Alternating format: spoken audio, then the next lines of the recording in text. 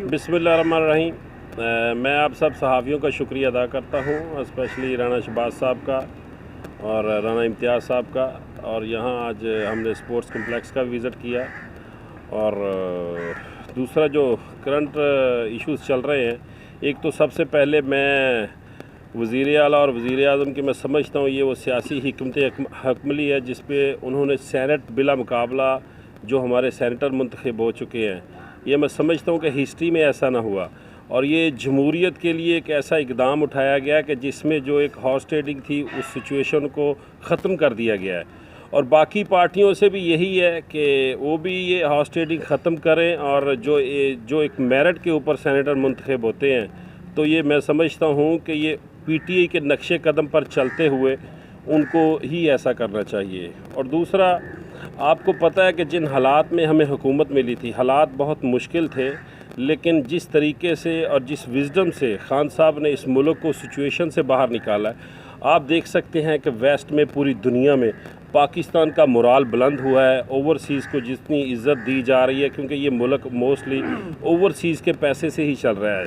और देखें, अब दुनिया में जो हालात बने हुए हैं और जो सिचुएशन बनी हुई है, जो उनके मेडिकल सिस्टम क्लैप्स कर गए हैं, लेकिन पाकिस्तान में मैं समझता हूँ जिस विज़डम से और मैं समझता हूँ जिस तर्ज़ अमल के ऊपर उन्होंने इस कोरोना की सिचुएशन में पाकिस्तान को कंट्रोल किया है, ये बड़ा एक खुश आइन है। और मैं समझता हूँ कि ये पाकिस्तानी अवाम के लिए खान साहब का वो दर्द दिल, उनका जो मकसद था कि अवाम के लिए उन्होंने जो सहूलियत दी हैं, मैं समझ एशिया का सबसे बड़ा जो एक अमदादी पैकेज दिया गया है वो पूरे एशिया में सबसे बड़ा है। तो इंशाअल्लाह ये आप अवाम को मेरा यही मैसेज है कि आप थोड़ा सा सब्र रखें, पेशेंस रखें। इंशाअल्लाह मुल्क में आने वाला साल बहुत बेहतरी का साल है। बाकी आप लोगों का कोई सवाल है तो करें फिर। सर, पीडीएम लॉन्ग मार्च और धरनों की तैयारी कर रही है, हुकूमत का क्या लाहे अमल होगा? देखें, पीडीएम का जो लॉन्ग मार्च से को हुकूमतें तो गिरती नहीं हैं, ठीक है, लेकिन उनकी जो पॉपुलैरिटी थी या उनका जो एक मकसद था इस लॉन्ग मार्च का, वो मकसद तो सबको पता लग चुका है कि वो अपनी करप्शन को छुपाने के लिए ही और अपनी करप्शन को तहफ़्फ़ुज़ देने के लिए ही लॉन्ग मार्च करना चाह रहे थे। पहले भी उन्होंने धरने किए और पहले भी जलसे जुलूस किए, लेकिन उनका जो मेन फोकस है वो करप्शन को छुपाना चाह रहे हैं। तो इंशाअल्लाह हमारी हुकूमत तैयार है, वो लॉन्ग मार्च करें, ये उनका जमहूरी हक़ है।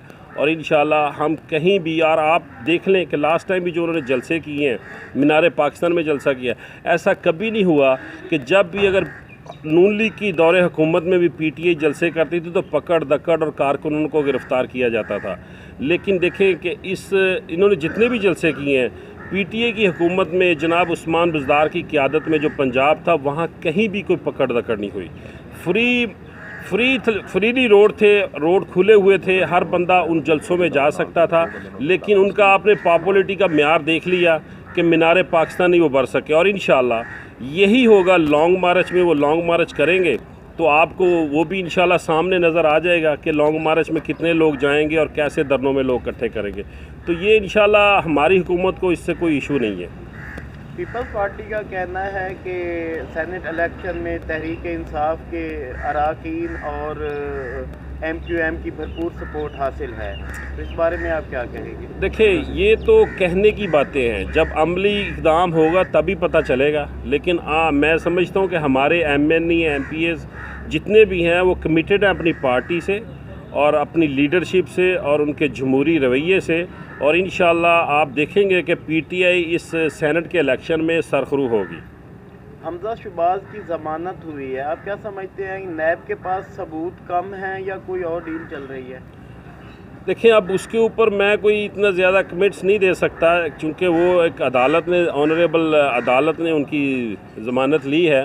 तो ज़रूर उसमें आपको पता है कि जो हमारा रूल ऑफ प्रोसीजर है, जो एक इंसाफ का प्रोसीजर है, गवाह और शहादतें इकट्ठी करना, ये उसमें बड़े लो पोल्स हैं। तो ये हमेशा जो एक एक्यूज़ड होता है उसी को ही फ़ायदा जाता है हमारी अदालतों से या एक रूल ऑफ प्रोसीजर से। तो ये तो देखें, अदालत ने ज़मानत दी है, अब उसके ऊपर मैं क्या कह सकता हूँ। हमारी हुकूमत इंशाअल्लाह आज भी उस बात पे पूरा हमारी हुकूमत का है कि हमने इनकी करप्शन को बेनकाब करना है, और बेनकाब हुई है, और नैब ने अरबों की रिकवरी भी की है जो हिस्ट्री में नहीं कभी की। तो सेनेट इलेक्शन से कब हमजा शहबाज की रिहाई क्या समझते हैं इसको? देखिए ये तो एक आई डोंट नो कि, लेकिन इसके ऊपर जो एक इम्पैक्ट बना हुआ है कि पता नहीं हमजा शहबाज की जो रिहाई हुई है उसके ऊपर पता नहीं कोई डील हुई होगी। लेकिन आपको पता है कि खान साहब कभी भी किसी डील के ऊपर वो बिलीव नहीं करते, और वो हमेशा कहते हैं उनकी जो जंग है 22 साल की वो करप्शन के ख़िलाफ़ है। और लास्ट भी आप देखें कि सेनेट में जिन 20 MPs ने पिछली उनकी दौरे हुकूमत में जो PTI की थी अपना KP में, तो 20 MPs ने जिन्होंने गद्दारी की थी उन्होंने पार्टी से निकाल दिया था। और अभी भी आप देखेंगे इंशाल्लाह अगर उनको जो पता चलेगा, अगर किसी MPs ने या MNA को गद्दारी करेगा तो इंशाल्लाह वो भी पार्टी से आउट जाएगा। और मुझे नहीं लगता ऐसा होगा, ये अफवाहें होती हैं, और मैं समझता हूँ कि अफवाहों के ऊपर इतना कोई इसको बिलीव नहीं करना चाहिए। आप आने वाला टाइम देखें, इंशाल्लाह आपको चीज़ें बेहतर होती नज़र आएंगी। सर, आपने हमारा स्पोर्ट्स स्टेडियम विज़िट किया है, खेलों के वाले से आप इक़दाम पूर्वकाल आ रहे हैं, काफ़ी अर्सा से ये जो है पेंडिंग है, यहाँ कोई काम नहीं किया जा रहा, मुकम्मल किया जा रहा है। इस हवाले से आप इसे क्या इंतज़ार देते हैं, कब तक मुकम्मल कर दिया? देखिए, जो अहमदपुर सियाल का स्पोर्ट्स कम्प्लेक्स है उसके ऊपर तकरीबन 1.5-2 करोड़ तो पहले ही जारी हो चुके हैं, और मज़ीद आज चूँकि राना साहब इसके ऊपर लाहौर में भी बड़ी मेहनत करते रहते हैं, चूँकि ये उनका हल्का है और उनको करनी भी चाहिए। और हमारा डिपार्टमेंट इंशाल्लाह ये मार्च में इनको दोबारा और फंडिंग कर रहा है ताकि ये स्कीम को जल्द से जल्द मुकम्मल की जाए। और जो इन्होंने मुझे बताया था कि गढ़ महाराजे के ऊपर भी, वहाँ भी हमको स्पोर्ट्स कम्प्लेक्स बनाने का इंशाल्लाह इनको इस साल की जो ATP नहीं है उसमें इंशाल्लाह इनको कोई ना कोई स्कीम उसमें ज़रूर लेके आएंगे। तहरीक इंसाफ सर 3 सालों में महंगाई पर कंट्रोल नहीं कर सकी। देखिए, तो नेक्स्ट जो है वो कब तक महंगाई पर कंट्रोल हो जाएगा? अच्छा, मैं जो आपको एक बात बताऊं, महंगाई की जो बात कर रहे हैं ना, जो हालात जो सर्कमस्टांसेस बने हुए हैं ना, महंगाई पूरी दुनिया में हुई है। आपको पता है डॉलर के रेट के बढ़ने की वजह से भी चीज़ें डबल हुई हैं। जो चीज़ें इंपोर्ट होती थी, बहुत सी उसमें खाने पीने की चीज़ें हैं, क्रूड ऑयल है, बहुत सी ऐसी चीज़ें। तो रेट तो आपको पता है कि रेट ऑब्वियसली रेट बढ़ने थे, लेकिन पूरी दुनिया में अगर आज भी आप पेट्रोल का रेट चेक करें, एशिया के अंदर सबसे कम प्राइस पाकिस्तान के अंदर है पेट्रोल की। अगर आप बहुत सी ऐसी चीज़ें चेक करें, मैं अरब दुनिया में बड़ी देर रहा हूँ, अगर आज देखें, आज से 10 साल पहले जो चीज़ 1 दिरहम की थी ना, वो आज वही चीज़ 2.5 से पौने 3 दिरहम की हो चुकी है। तो मसला ये हुआ कि हमारे यहाँ कुछ तो माफियाज़ एक्टिवेट हैं कि जो हमारे ही अंदर हैं, हमारे ही लोग हैं जो ज़ख़ीरा अंदोज़ करते हैं खाने पीने की चीज़ें। तो ये एक बड़ा हमारे लिए, मैं समझता हूँ कि अनफॉर्चुनेटली है कि हमारे लोग रमज़ान में आएंगे, रमज़ान में हमारे ही लोग हैं, हमारे ही भाई हैं जो वो चीज़ों को डबल रेट कर देते हैं। तो ये हमें एज ए मुसलमान, एज ए नेशन भी देखना पड़ेगा। पाकिस्तान मुश्किल हालात में है, अगर मुश्किल हालात से अपनी कौम को निकालना है तो ये अकेला हुकूमत का काम नहीं है। आपको मुझे बहुत सी वो चीज़ें छोड़नी पड़ेंगी जो मैं समझता हूँ कि हमारी किसी ओवर यूज़ में आ रही हैं। तो हमें अपने आप को थोड़ा सा अपने जो मैं समझता हूँ कि बहुत सी ऐसी चीज़ें हैं कि जैसे हम एक गाड़ी का पेट्रोल है, वो हम लोग गाड़ी को यूज़ डबल करते हैं, तो हमें वो भी थोड़ा सा उसका कम करना पड़ेगा, पेट्रोल की बचत करनी पड़ेगी। बहुत सी ऐसी चीज़ें हैं। तो ये पाकिस्तान में जब तक चीज़ें ज़ख़ीरा अंदोज़, बहुत सी ऐसी चीज़ें, महंगाई के ऊपर मैं क्योंकि मैं महंगाई में, चूँकि मैं उस कमेटी में भी मैंने काम किया है, अभी मैं गुजरांवाला डिस्ट्रिक्ट में मेरी ड्यूटी होती है, तो सच्ची मैं आपको बताऊँ बहुत सी फ्लोर मिल्स के ऊपर हुकूमत बड़ी स्ट्रिक्ट है, उनको फ़ाइन्स किए गए हैं, बहुत सी मिलें सील की गई हैं। और लाहौर में वज़ीराबाद में पीपल्स पार्टी के नुमाइंदे की एक मिल थी जो आटा स्मगल कर रही थी। तो बहुत से ऐसे लोग हैं, बहुत सी आप गवर्नमेंट के ऐसे बहुत से एक्शंस हैं जो आपको शायद मीडिया वाला उनको दिखाते नहीं हैं, या वही चीज़ हमारी दिखाते हैं जो वो समझते हैं कि ये गलत हो रही है। तो बहुत सी चीज़ें सही भी हो रही हैं। तो ये हमारे क्योंकि इनकम सोर्सेज नहीं बढ़े, और क्योंकि कोरोना की वजह से बहुत से लोग जॉबलेस भी हुए हैं, तो इस वजह से भी जो महंगाई है वो हमें एक महंगाई का जो इन्होंने हाइप क्रिएट की है अपोजिशन ने, वो आप पिछले महीनों में अगर चेक करेंगे तो ये लास्ट जो 3-4 महीने गुजरे हैं उनमें ये बहुत उसकी महंगाई बहुत कंट्रोल हुई है, जो पहले 12% पे थी और अभी 7 से 8% के ऊपर आ गई है। तो इंशाल्लाह आने वाले दिनों में मैं समझता हूँ कि जिस तरीके से हुकूमत इकदाम ले रही है, इंशाल्लाह आपको महंगाई भी कंट्रोल होती नज़र आएगी। सर, आप बहुत शुक्रिया। महंगाई में इजाफे की वजह माफियाज को दे रहे हैं, तो आखिर इन माफियाज को लगाम कौन डालेगा? अगर आप कार्रवाई नहीं करेंगे तो कौन कार्रवाई? मेरे भाई, ये तो 30 और 40 साल का ये सिस्टम ख़राब हुआ है। 30 से 40 साल के लोग ऐसे हैं जो माफियाज के लोग हमारे सिस्टम के अंदर भी बैठे हुए हैं। हमारी हुकूमत 2.5 साल के अंदर आप देखें जिन हुकूमत किन हालात में मिली थी। चेक बाउंस थे 700 से 800 अरब का, में जो सूबा सरप्लस था काफ लीग के दौर में, आज वही सूबा जब हमें हुकूमत मिली है तो हमें कर्जे में डूबा हुआ मिला है। तो ये हालात से निकलने के लिए को 2-4 साल नहीं, 5 से 10 साल लगते हैं चीज़ों को। अगर इसी पॉलिसीज़ के ऊपर मैं समझता हूँ मुल्क चलता रहे।